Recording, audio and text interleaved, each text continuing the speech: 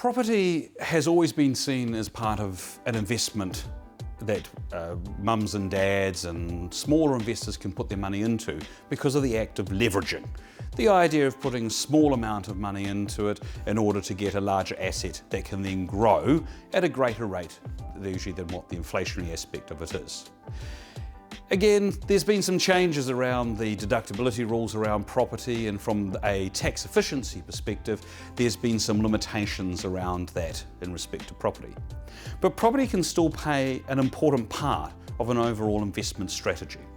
Let's say, for example, you're in your early 20s, long time ago for me, and you decide that the idea is to buy your first property.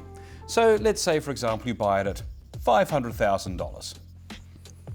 And you're going to have a significant amount of debt on that because you're young, and unless you sort of have been granted an inheritance of some description, you'll basically be using your KiwiSaver as an investment into that. 10 years on, you're now 30. This original home, let's say it's gone up to $800,000. Not quite the stellar growth we've seen in the last couple of years, but still nevertheless there's been a growth aspect to it. Assuming you've been slowly plodding away paying your mortgage, you might be sitting at around about $400,000 of a mortgage at this point in time. So the net equity you're now sitting at is $400,000. Move another 10 years, you're now in your 40s. Let's say this property, you're still in the same property, it's now sitting around that $1.2 million mark. Again, you haven't really done anything, but you've paid a lot more off the mortgage.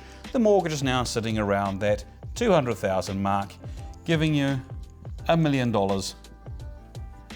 of free equity.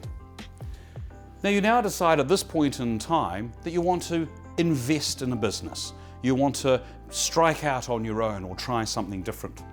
Now, we'll assume in this case that this is an investment property you've held and not your own personal property. In that 20-year period, you have gained around $1 million worth of equity. You then take that equity by selling the property and you invest it into a business. Investing into businesses being small, closely held companies, you would expect usually to receive a 20% return. Or in this case, on $1 million, around $200,000 a year as part of that return. So again, while there are some moves that have been made in the tax side of property, property can still be a very good mechanism to start young in, with the idea of gaining equity to invest for a better return in something later on in life.